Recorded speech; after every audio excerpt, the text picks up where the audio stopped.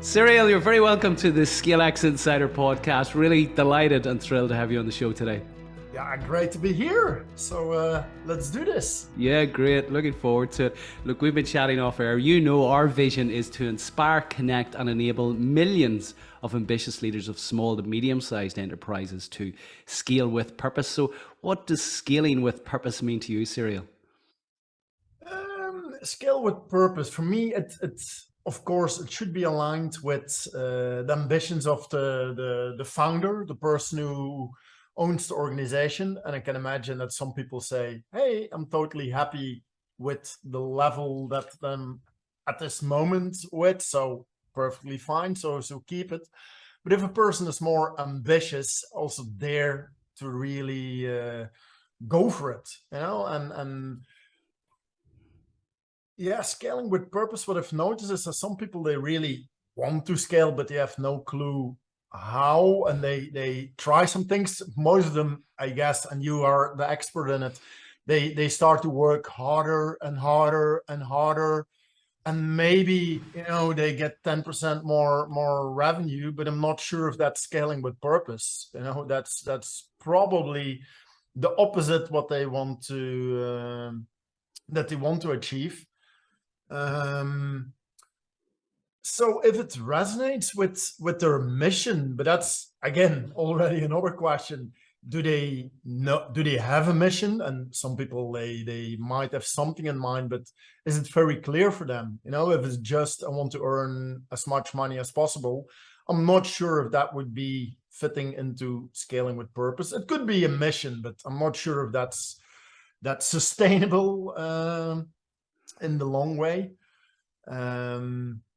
But yeah, having the ambition, I want to bring something to the world and have some numbers on there and have a kind of a path to get there. That would be scaling with purpose for me. Yeah. Look, you've hit on something there in terms of having the ambition to scale, and as in your words, to go for it. And for many of the SME leaders listening, they are challenged with actually achieving scale. Actually, the stats are disappointing in that less than 2% of the 400 million SMEs globally achieve scale, and lack of ambition is cited in a recent report in the UK as the single greatest impediment as to why companies don't achieve scale, which is what we're going to dive deeper into today. But look, staying on the topic of purpose, Cyriel, I'm really fascinated. Can you share with our audience about your purpose, which is to boost the creative and entrepreneurial mindset of professionals who are faced with change? And please share with us, what made you go on this journey to enhance the mindset of entrepreneurs?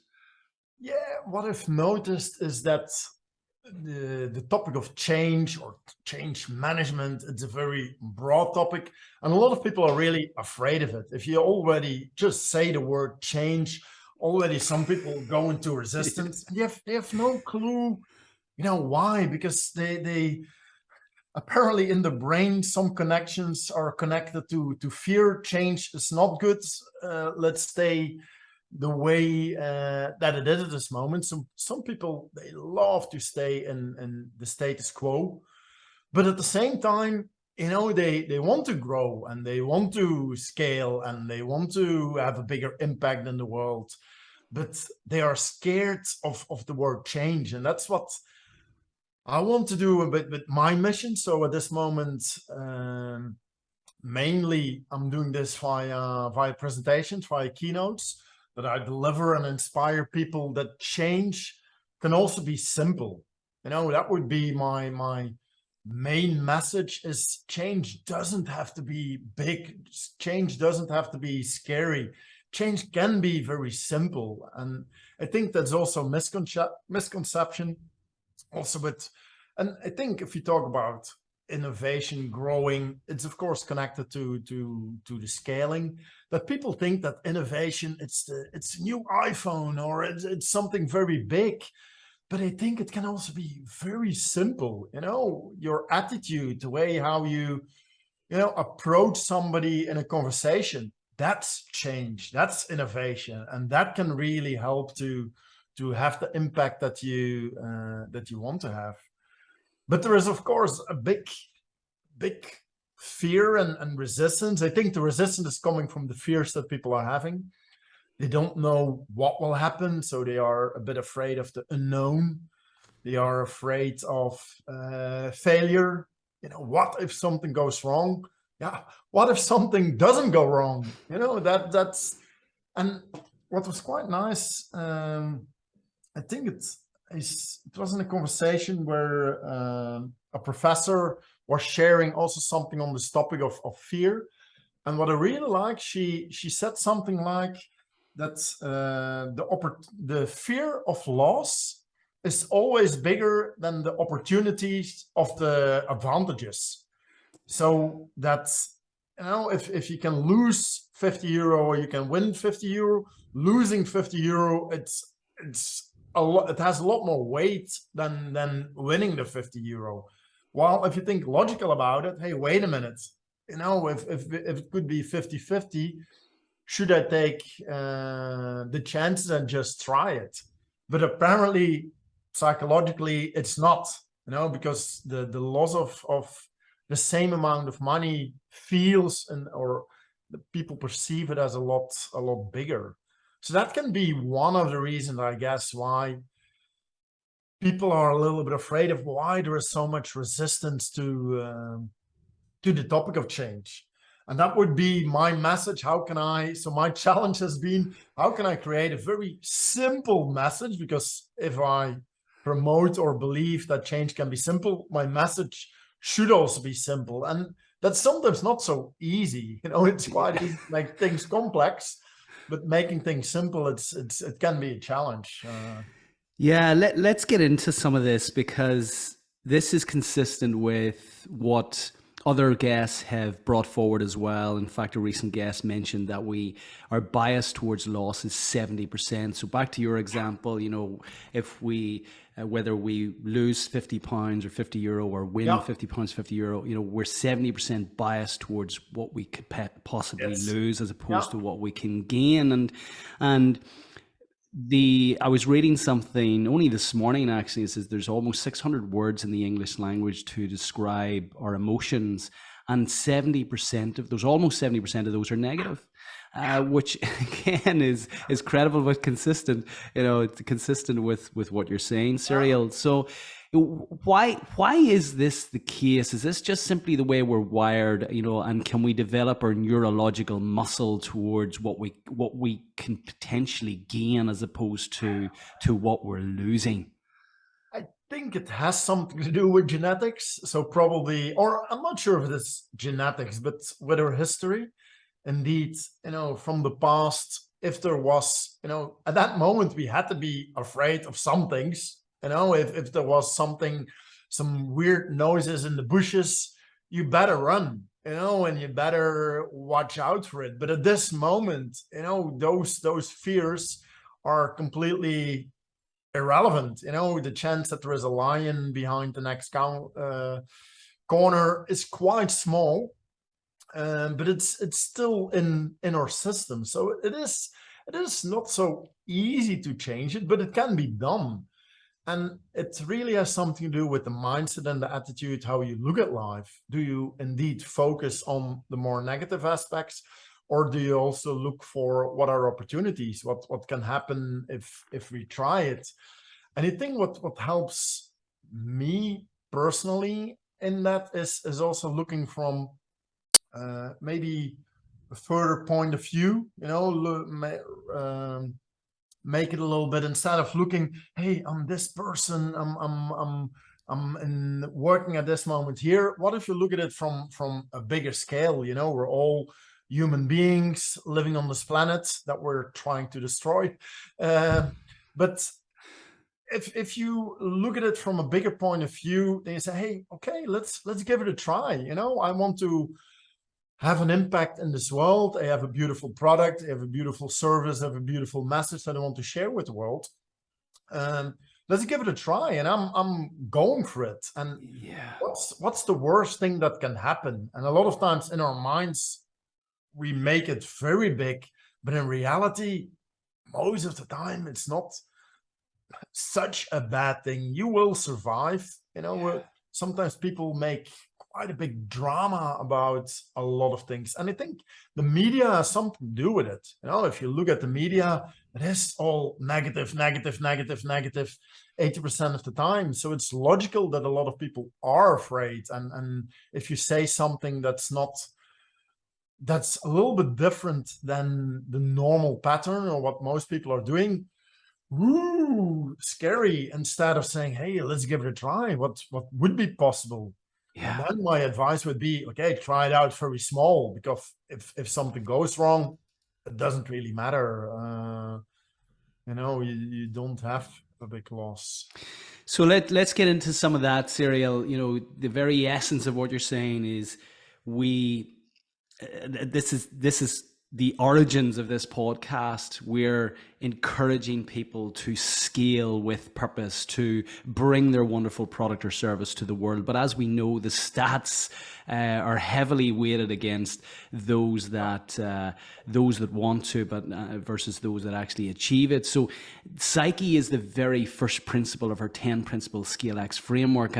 And what I've seen is the psyche, the mindset of the leader is ultimately, it's a multiplier of the efficacy, the potency of all of the other 9 principles. Yes. Now, what we want to do this morning is, if we can, a little masterclass on how we change the psyche, recognizing that we have a bias towards loss. And let's get into how we can turn that bias to loss to a bias towards the gains of a wonderful vision to bring your product or service to the world. So, let's start with just how important do you feel the psyche, the mindset of the leader is in relation to scaling the business? I think it's crucial. I think you're spot on what you say. If you can't change that mindset of attitude, that's the whole start. If that's not there, I don't think the other 9 things will work. Yeah. So you have to, and for me, maybe once it's at the same level. But for me, it has something to do with consciousness. You have to become conscious that you are indeed in a certain bias. If you're not conscious about it, then it will be quite difficult, because one time you're in it, you're in a flow and it's working, and the next time, there is a blockage, it doesn't work. You say, okay, then it's not working, and you stop. No, if you know, hey, wait a minute, this will happen. There will a lot of things, and I will come across a lot of resistance on my path. That's part of it. That's if you want to innovate, if you want to scale, if you want to change, it is. If you don't get resistance, then something is wrong. Yes. So the becoming conscious of what are my thoughts is crucial, is step number 1. And then you can make a choice. Hey, is my bias to the positive side or to the negative side? And you can make a decision. And I guess that most people go indeed for the positive side, but there's also nothing wrong if you know that negative things will happen. You incorporate it. You're ready for it. It will happen. And it will still be a setback sometimes, and it doesn't feel nice. But at least with the right mindset, you can go back, because you can place it somewhere. Let's just drill into that a little bit more, because that inner voice can be paralyzing. Ultimately, we know how we think determines how we feel. It changes our state. So if we create that level of awareness, that level of consciousness around the inner voice, and we spot it, how can we practically, and it starts to get the tummy going, it starts to kind of, we might start to sweat, we might start to tingle a little bit, we start to, we change our language. How do we change our state, to create a bias towards our vision and what we gain, once we've created that level of awareness, Cyriel? Yeah, I think at that moment when you start, and it is perfectly what I really like about what you're saying, you start indeed to feel it, and I guess you start feeling it all over your body. That's the moment. It should be a signal. oh, wait a minute. Or now I can make a change. I go in those emotions and I start to become afraid and go a few steps back. Or I can say, hey, wait a minute. I'm starting to get aware of those signals. Take a step back. I think that would be my biggest advice is, hey, wait a minute. And look at it from, hey, at this moment, I'm feeling those kind of emotions. I have a choice. At that moment, you have a choice to say, I let those emotions overtake me and overwhelm me. Or you can say, it's part of the process. And at this moment, I think some people, they love to do some meditation or do something to calm them brain again, to get centered again. Yeah. I guess if you can do some activities like that at that moment, then you can look at it from, I don't like to call it the more spiritual point of view, but maybe it's a different point of view. You are not your emotions. You are not the fear, but I am afraid at this moment. So I can make a choice not to be afraid. I can take certain actions. And that's, of course, it differs from person to person, what kind of actions you should take. But I think step one is take a step back and look at it. Yeah. And then I think, we already at the beginning of this session, we chatted a little bit about Wim Hof. That could be a method. I'm going to take a cold shower, just to get in my body again, get conscious again, get aware of again that I'm having those emotions, but I am not those emotions. I think that's an important difference. Yeah.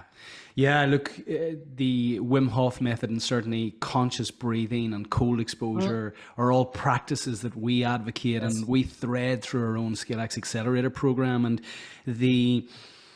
you've mentioned emotion there. I love the kind of the split of emotion, emotion, energy, and motion. It's data, it's feedback, it's letting us know that right now we're not those thoughts, we're not those feelings. It's just giving us feedback. But what can we then? So we've created the awareness. We've heard the awareness of the inner voice.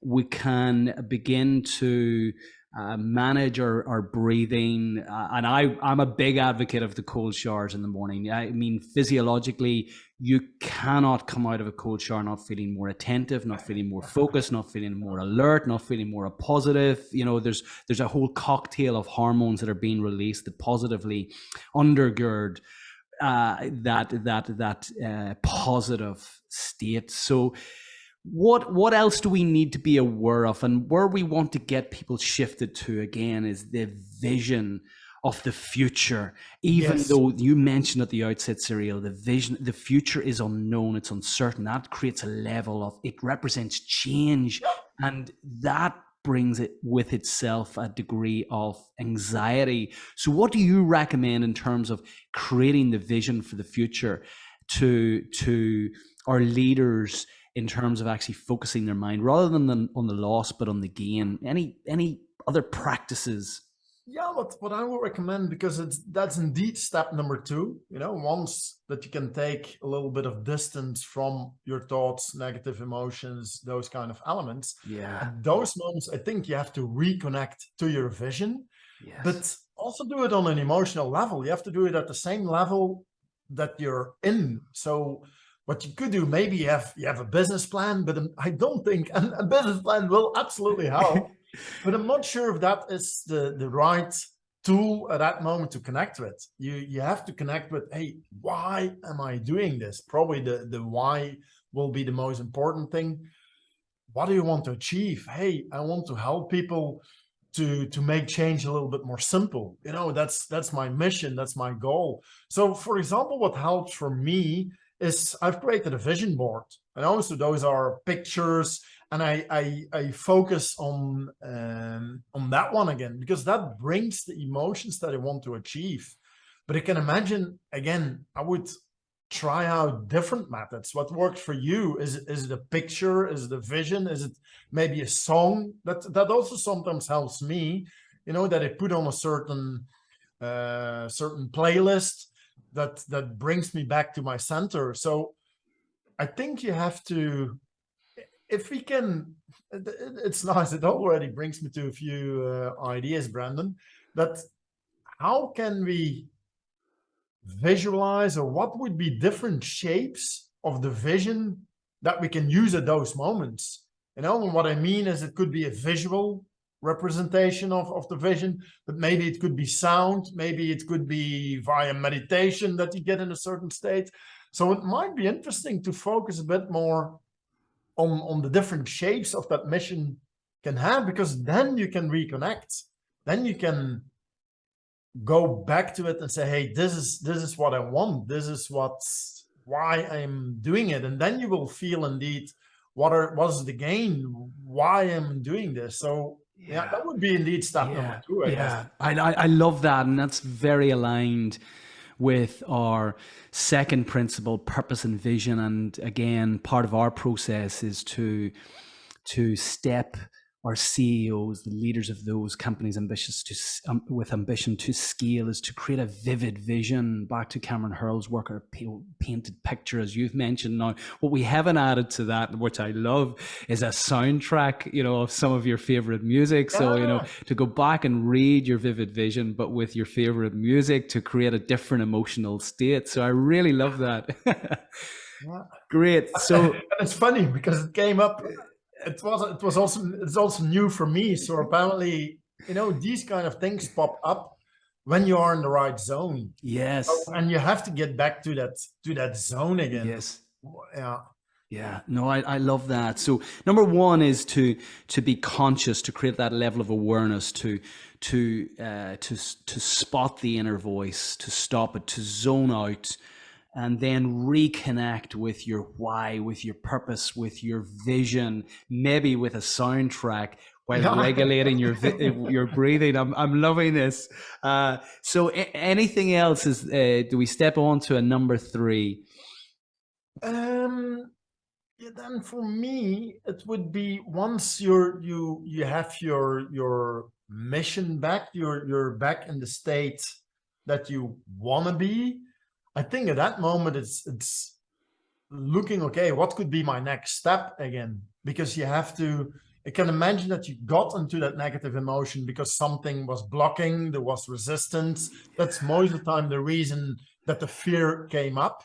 If you can indeed connect back to the purpose that you have, what would be a logical next step to go back to the path that you're walking? And maybe it is something to solve that problem, that you're facing. Maybe you have to go around, maybe you have to solve it. It depends on probably the resistance that you're getting, that you have to find a different path to solve it. And that can be, of course, different depending from challenge to challenge that you're having. But looking for the next step and make it small. I'm also a big fan of taking small steps, and I call it nano actions. What are some small things that you can do to get moving again?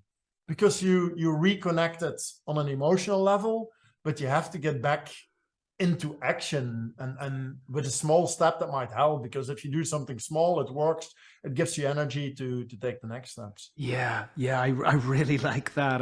And sandwiched between 2 and 3 there is an exploration of why you got into that state in the first instance. And you mentioned something at the outset, Cyriel, the news, the media, walk into any shop that's selling newspapers, just glance at it for a moment. You'll see every headline is a negative headline. People don't report good news. And if we're being washed with this, and especially for those listening in the US who are constantly bombarded by the likes of CNN, constantly negative news, it's be aware that is going to change your state. If you're not going to be biased towards actually a bold ambition, a bold, ambitious vision for the future, you're going to move into a state that's very risk averse, that's anxious, that's concerned. So that exploration of why you got into that state, it might be somebody you spoke to that's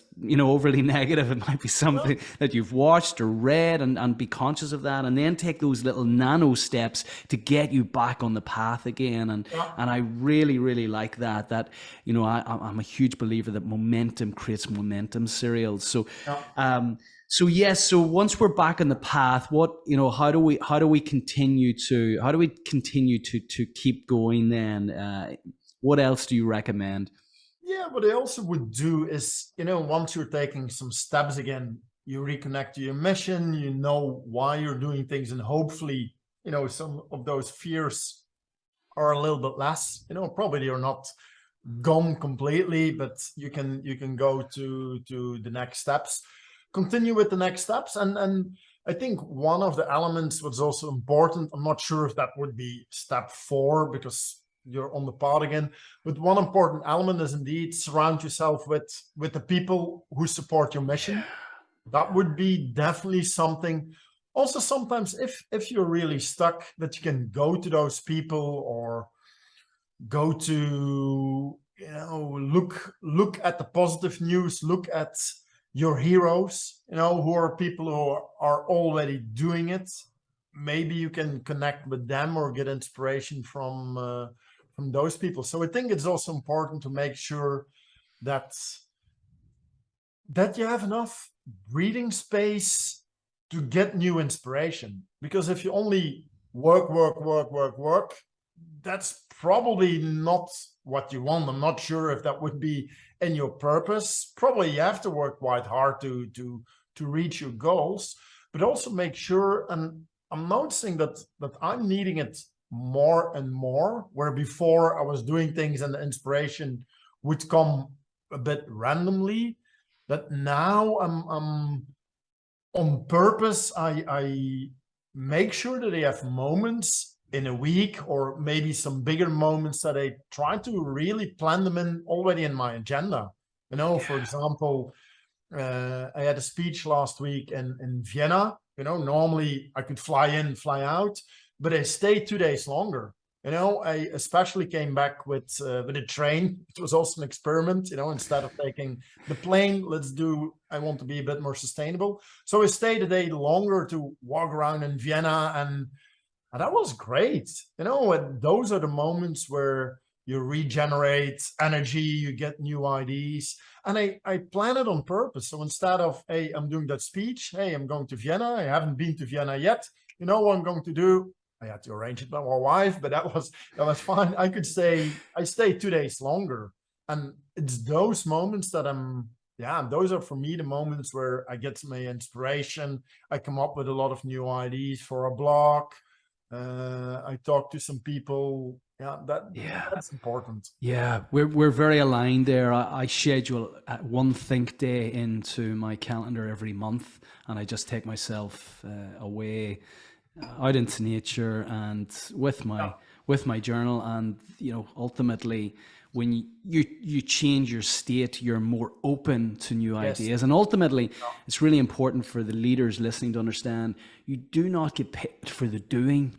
You get paid for the thinking. There's no one else sitting in your organization today. If you're listening to this in the office, or you're about to go into the office, there is no one thinking about your organization the way that you will think about your organization. So if you don't take that time out to think about the vision for the future, to get yourself into a different state, well, then understand that change won't happen. You will experience the same results within your organization as you're currently doing. So I really love that.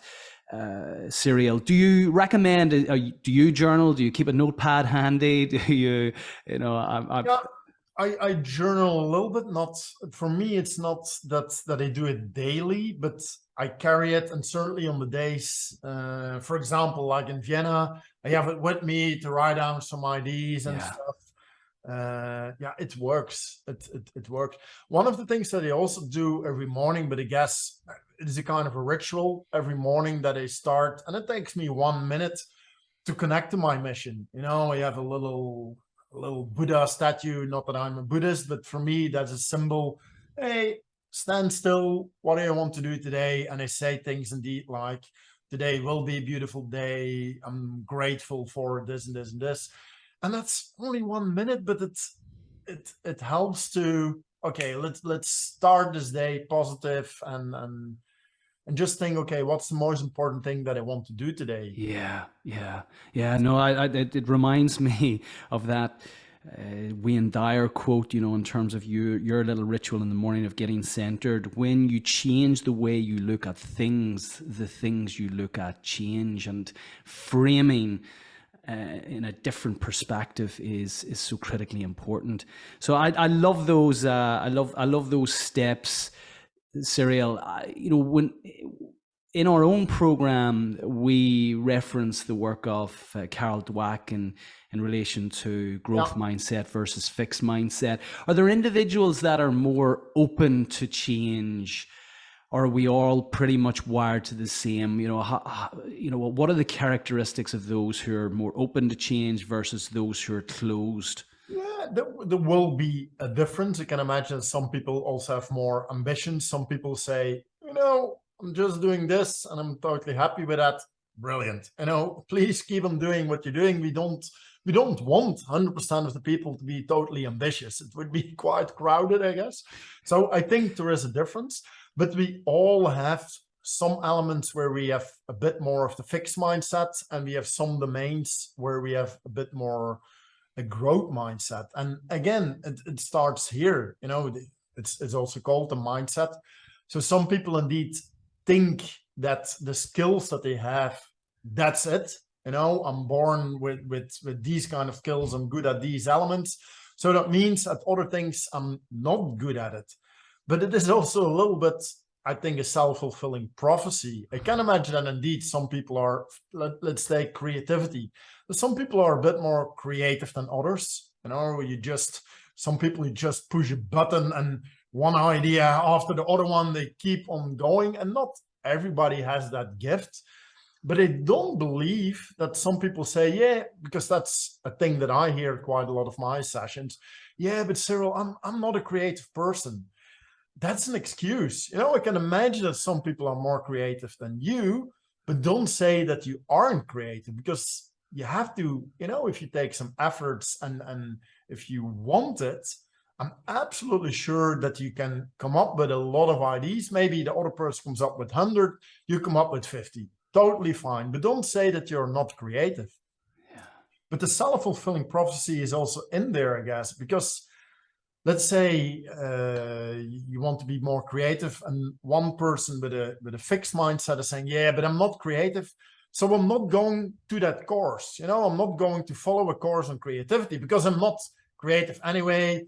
I don't take part in the brainstorming session that we have in our company. So what happens, that person distances itself from all activities where creativity is used. So it's logical, you're not triggered or stimulated. While a person with more a growth mindset, and it doesn't mean that that person has to be creative, that person believes that he or she can learn new things. So maybe that person saying, okay, I'm going to follow that training. What happens? That person learns some skills, learns some methods, so becomes a little bit more creative, is going to a brainstorming session. So it becomes at the end, after 2 months, the person with the fixed mindset is saying, yeah, you see, I didn't come up with any ideas. Yes, so it's true. While the other person, start from the same situation in the beginning, says, hey, wow, I've learned a lot. I became better.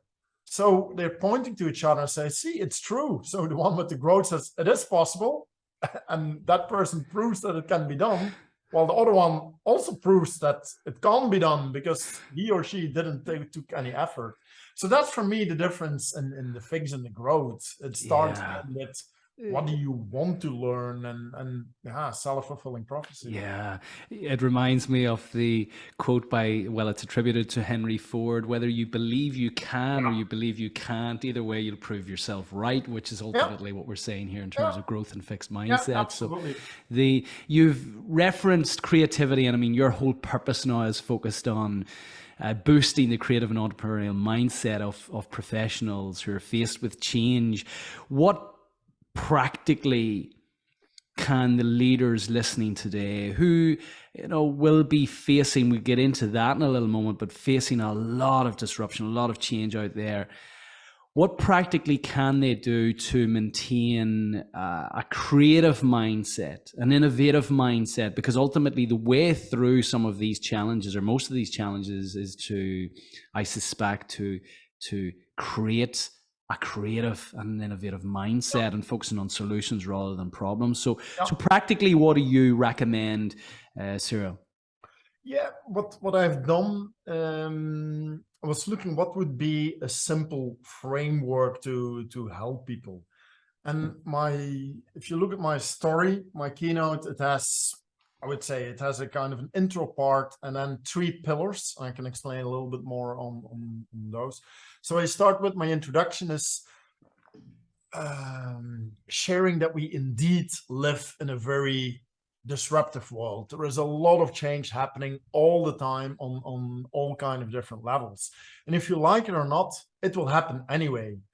And we human beings, we are, our brains are, we can do amazing things, but our brains are also quite lazy. So if we can go to a pattern that we already know, our brain will follow that pattern, will follow that routine, because then it will preserve energy for other things.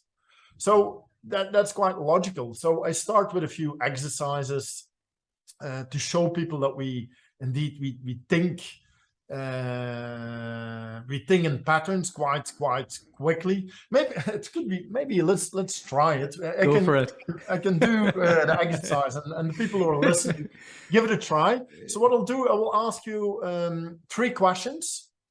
And I would like that you give me a wrong answer to every question. Okay. So that's exercise. That will be easy. Don't give me the correct answer. I would like to give a wrong answer. So question 1, and also for the people listening, do it in your head. And question 1, give me a wrong answer to the question, what's the capital of Belgium? What's the capital of Belgium? Vienna. Vienna. All right, brilliant. And I guess other guests also have a lot of beautiful cities and towns. Brilliant. Yeah. Question number 2, with how many people are listening to this podcast right now? How many people are listening? 300 million. 300 million, that sounds quite cool.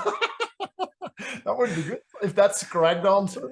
And then question number 3 is, what's the favorite color of Cyriel? What's my favorite color? Green. Green. All right. And I guess the guests also came up with some answers. Now, what probably happened in your brain when he asked the question, what's the capital of Belgium? I guess for most people, one of the neurons would start shouting, Brussels, Brussels, Brussels. Hey, but wait a minute, I have to give a wrong answer. So what we most of the time do, we look in the neighborhood. We give different capitals, different cities, different towns, different locations, because you are 100% sure that you know the right answer. So you stay in the box of locations. Nothing bad with that. Second question, most people give a very high number or a very low number, because you can estimate how many people will listen in. So you're again quite sure that you give the correct answer. But question number 3 is a little bit harder. Favorite color of Cyriel? Little problem. You don't really know me. I've no idea. So it could be green, or pink, or, sometimes people come up with some creative answers. Red with blue dots in the middle. Yeah. There is a very, very, very small chance that my favorite color is red with some blue dots in the middle, or green. What answer should you give to be 100% sure that you give a wrong answer to that question? What's your favorite color of Cyriel? Well, I need to ask you first, what is your favorite color? Yeah, that could be done. Or you give an answer that's not a color. You give an answer outside the box of the colors. So what's the favorite color of Cyriel? 3. Dog, book, tree, Brussels. Whatever answer you give, if it is in the color, you're also sure.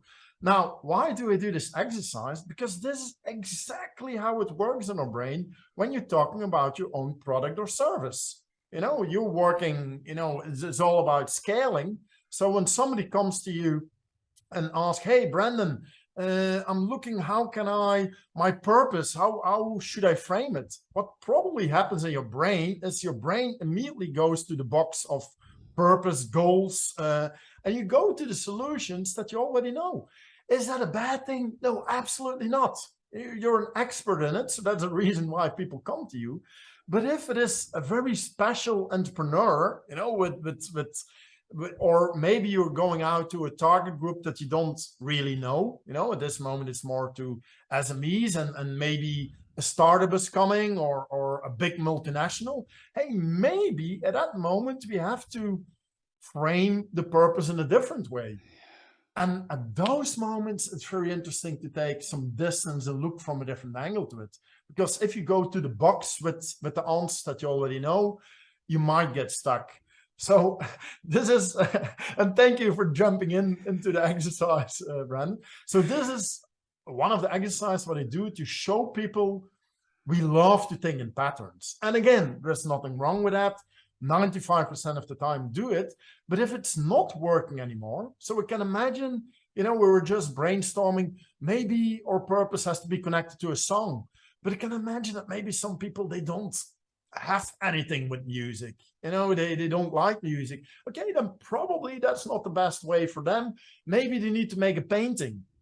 Okay, but and so that's the message that I want to give, that in some cases, and again, stay with your expertise. Also, the people who are listening, why do people like your product and services? Because it's good. Otherwise nobody would buy it. But if you want to try a new marketing strategy, or I can also imagine with the scaling, what you're saying already, if you always do the same thing, then probably you stay at the same level. So that's what you're probably also helping people is, hey, wait a minute. If you want to grow 10 times as big or as fast or have an impact with more people, you have to think out of that box. You have to do things in a different way. Otherwise, you will be doing the same stuff over and over again. And we live in a world where a lot of change and stuff is happening.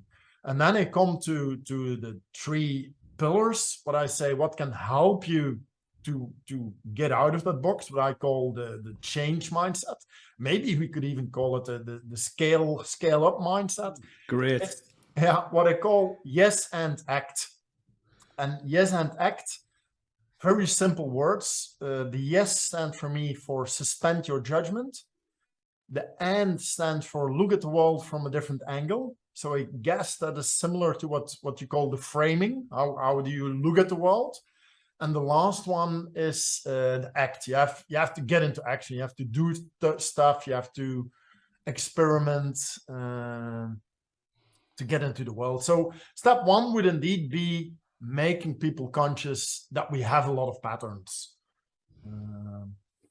and stick to it. Yeah, and this is really interesting. It speaks to the quote from Aristotle, give me the boy for 7 years and I'll show you the man, because ultimately the patterns are so ingrained, the beliefs are so ingrained at that point that ultimately the resistance to change is so strong. So you can really determine somebody's future by how they're programmed in the first 7 years, because their minds are just open to whatever their environment has put in there, their parents, their school, religion, all of that. And again, back to something we spoke about right at the outset, Cyriel, is that awareness of your thought patterns. And as I say, the whole essence of this podcast and what we're doing at Simple Scaling is to really create that level of consciousness, that level of awareness to shift those who are in the kind of the 98, 99% who aren't achieving scale to achieving scale, and understanding that if you do what you've always done, you'll get what you've always got. So we're looking to people like Cyriel to give us advice and guidance here to help you really shift out of those existing kind of that existing mindset, those existing patterns which aren't delivering the results that you want. So Cyriel, the time is absolutely flown here. I want to be respectful of your time, conscious that we are going through quite a bit of disruption, and I just want to bring some context to this as well. What I've seen in my own business career, and certainly over the last 25 years, is kind of these 8 to 10 year cycles. So, whether it's the dot-com crash, 9/11, the global financial crisis, Brexit, COVID, these things, these macro events will always be there. Yeah. So I kind of want to raise that in the first instance, that, so when you understand that these will always be there, recognize that you're not in control, that if you're in business, you're going to experience macro events that you've no control of, but you do have control over your thought patterns, your mindset. What advice or recommendations, before we get into the close, and I will invite you for timeless takeaways, but what advice would you give to the leaders listening in relation to the current challenges of energy prices, supply chain challenges, inflation, all of those good things? It's like you said, those are trends we can't predict. We have no clue, in 6 months where we will be with the world. So I would say focus on the stuff that you can control, like your thoughts, your actions, the way how you react to certain elements, and keep it small again, keep it close to yourself. So maybe a few things that might help, and I'm already giving a bit more some pragmatic stuff. So what I share with the Yes and Act, what for me, for example, the yes means for me suspending judgment. So what happens a lot of times when those trends are happening, people go in a kind of a state, what I call the idea killers. They come up with all kind of expressions like, yes, but we have the pandemic right now. Yes, but this is not the perfect period. Yes, but no budget. Yes, but, and those yes buts, they kill a lot of the creativity and a lot of the possibilities that we have. So one of the things that I've created, and people won't see it on the podcast, but I'm from Belgium, so we're like the Irish, we love our beers. So I've created some coasters. We're the red side and the green side. Love And those. on the red side, you can see all kind of expressions like, yes, but we've already tried it, and those kind of things. While the green side, it has all kind of things, idea boosters. So one of the very pragmatic things that a leader already can do, once you are in a situation and you're confronted with all those, yes, but we can't, can you make a switch? And they call this the 3-minute rule. What's the 3-minute rule? In your next meeting, maybe you have 10 agenda points. I would advise 9 of them, use logical thinking. Do what you normally do. If things are working and everybody's happy, keep on doing it. But if there is one element where you say, hey, but the energy prices are really high, we can't do this. So you need some creative ideas to change, or you face a challenge before you can scale up. At those moments, for those topics, I would advise people put one of the coasters, or people can go and we can share the links afterwards. But I've created a website, ideakillers.net. There you can download a poster, put it on the middle of your table, and then for 3 minutes, everything is possible. You have all the time, you have all the money, you can do illegal stuff, whatever you want. During those 3 minutes, you can do anything. But if there's anyone at the table at that moment, maybe Brandon, you're saying, yeah, but we already tried it 3 years ago. It's like soccer. You get a red card. At that moment, you can give that person a red card. What does it mean? That person killed one idea. The punishment is that person has to come up with 2 new ideas. Yeah.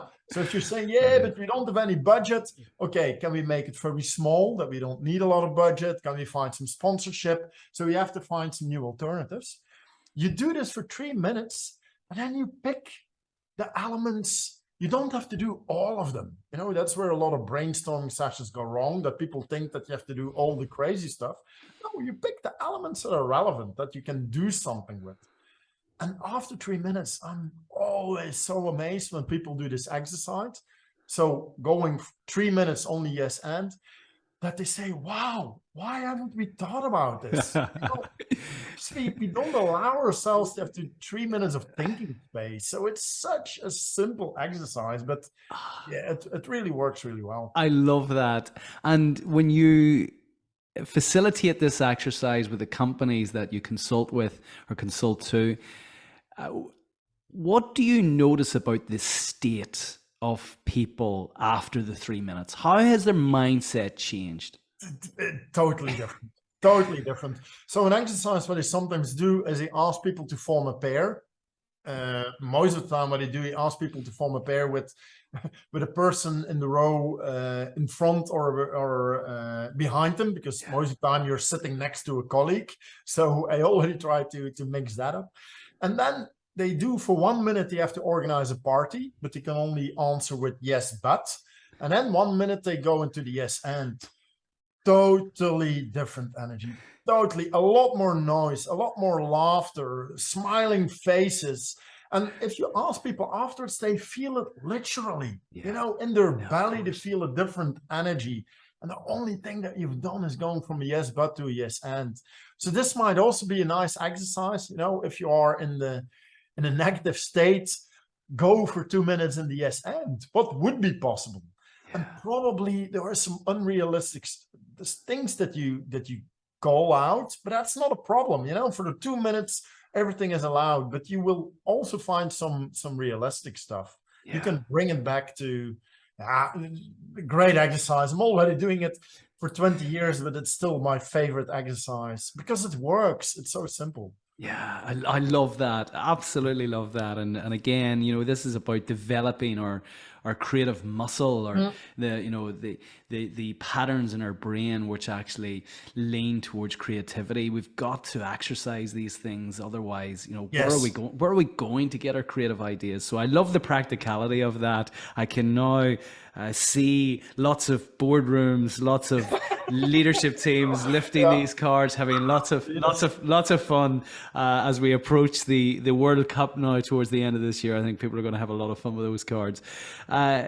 Cyriel, given all of the work that you're doing, just prior to close, is there anything else that you would like to leave our leaders with in terms of your work and maybe other practical habits or rituals that could serve them in their ambition to scale, and beginning with changing their mindset? Yeah, maybe two things that come to mind. I think the suspending judgment is one of them. A second one has something to do indeed with framing. How do you look at the world? A lot of times what I'm seeing is that if you're an expert in a certain area, you want to solve that problem as an expert of that domain. So what you do is probably you talk to some other experts in that domain, but what can be sometimes very interesting is what I call crossing borders. And then you can do it literally, go to a different culture, but also just in your brain. What would happen? What I sometimes ask is put on a different hat. If you are a marketeer, what can we learn from human resources to solve a problem? What can we learn from somebody from logistics? But even a few steps further, what would you do if you would be your competitor and you want to scale 10 times? Hey, wait a minute, my competitor would do this and this and this. Maybe you don't like it, but suspend your judgment, just write it down. But even go a step further, a different industry. What if we have a challenge like this? What would I do if I would be in a totally different industry? You're working in banking. How would a pharmaceutical company solve this? How would an entertainment company solve this? And what's quite interesting, if you dare to look and go over that wall, a lot of times, the challenges that you're having in your domain are already solved in a different domain.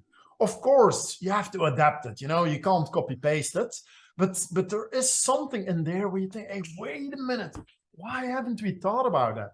So that's, again, one big tip, I think, crossing borders.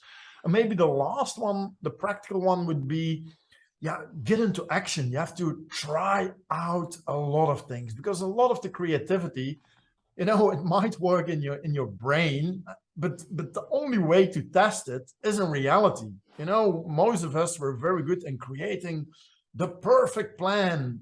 We spent 4 months on creating the perfect plan with 27 steps.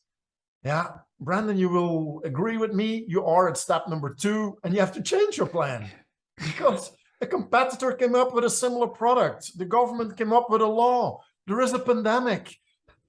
That's the world. That's again the reason why that goal, that purpose should be very visible. And I think having a logical path to reach it is very smart, but don't spend 4 months on creating that path, because the path will be different. It will be. Yeah, I see you laughing. Yeah, So it's I'm sure. again, I completely agree. You know, our fourth principle is planning, and you know, we advocate a one-page plan. It's about deconstructing the 10-year moonshot down into 3 years, down into your vivid vision with lots of pixelation and written in your own language and something that Yes. you can emotionally connect to and get excited about, and then deconstruct that into 1-year goals and then further into 90-day objectives and key results. And those 90 days, they're deliberate because ultimately you're only setting them every 90 days, so it gives you a level of flexibility. You're not taking your view, your eye line off the North Star, the moonshot that you've created, but you're recognizing that some days it might be a little bit foggier than others, and you might have to just change orientation a little bit. And if you're so rigid with your plan, then it doesn't allow for that, and your state just gets worse. You just get more anxious if you're so fixed to a plan. So no, we're completely aligned, and I love the crossing borders. And this is something that in our previous business we did a lot. Well, you know, literally, but in the interest of seeding creativity and looking at other industries, we went to, for example, we're not from the car industry. We went to Mercedes in Sindelfingen in Germany to look at how they, you know, what are they doing in their factories to make these wonderful cars. And we've seen a huge amount of automation there. We took the team to JCB, the factory in the Midlands in England, a wonderful tour. And I mean, what the leaders need to understand, that listening, like JCB, which is a multi-billion-dollar business now, it started with Joseph Cyriel Bamford making a trailer, and that trailer can be viewed now in the museum in England. You know, it started with the seed of an idea, and then moved to action. He decided to act on the idea, which was make the trailer, and now it's a multi-billion-dollar industry. So, completely agree, sir. Look, I've really enjoyed the last hour. There's so much value in the practical advice that you've given our listeners today, Cyriel. As I ask in closing to all of our guests, you've experienced lots in the wonderful life that you've lived to date. You've spoken all across the world. What 3 timeless takeaways would you leave with our audience today? Whew. That's a beautiful question. Can you summarize years of your life? And please do it quickly in a few sentences. Yeah. No, what I would say, one of the biggest things that I've learned from working 20 years in creativity is you can always find an alternative. That would be my advice number 1. So if you're stuck, in 99.9% of the cases, there is an alternative. Maybe you have to invest time, money, energy, but the impossible is never impossible. You know, it's only temporary. So there are alternatives. Second one, what I would say is indeed sometimes go from the yes but to the yes and. It's such a simple method. You know, don't believe me on my word, but you know, give it a try. The next meeting, see what happens. And then maybe my third one would be keep it simple. You know, keep it simple and small. I totally agree that we need to have an ambitious goal, but the steps that you're taking, I believe that with some simple guidelines and solutions, we can already solve 80% of a problem, and we still need expertise and more time for the last 20%. But a lot of times it's that 80% that's getting started. So with a few simple guidelines, don't make it too complex in the beginning. Take some small and simple steps. I love those. Absolutely love those. As Einstein says, everything in life should be made as simple as possible, but not simpler. So, you know, taking those little small steps aligned to your vision is ultimately what creates momentum and moves you from that negative state to that positive state. So it's a lovely way to close. Cyriel, what's next for you? Very close term or short term, it would be, I have a presentation on Thursday, so I'm going to prepare that one, and it's quite busy right now. And then the next thing, I'm working on a new presentation, new topic. But what I've noticed, instead of putting a real deadline on it, I let it grow a bit more organically. And that will be more, how can we use paradoxes? How can we use a paradox to grow? Where I think, yeah, that again, with scaling, a lot of people are in the paradox. I don't want to grow because I'm already, at work, it's already too much. That it is a paradox, if you would look at it and frame it from a different angle. Yeah, if you delegate, maybe that's a scaling. How can you work less? And so it's those kind of things that I want to explore. So maybe I come back to you. Well, absolutely. The name of our book is a paradox in itself: simple scaling. Because if it was simple, more than the 2% would be achieving it right now. But ultimately, it's understanding the principles that undergird those who are successful. Yes. So brilliant. Look, Cyriel, for people who want to connect with you, where best to reach you? Yeah, the easiest way, you can find me on LinkedIn, on my website, just my name. So that will be the challenge, but I'm quite sure that people can find my name on the podcast. It is a difficult name to pronounce, but you did really well. So that's probably the easiest way. And yeah, feel free to get in touch. Very happy to share some extra stuff if they liked what I said. So Brilliant. yeah, Well, great. look, I wish you all the very best in your keynotes, in your writing, in your wonderful work. It's been an absolute joy and pleasure to speak with you today. Take care. Great. Thanks a lot, and good luck, everybody, with the scaling.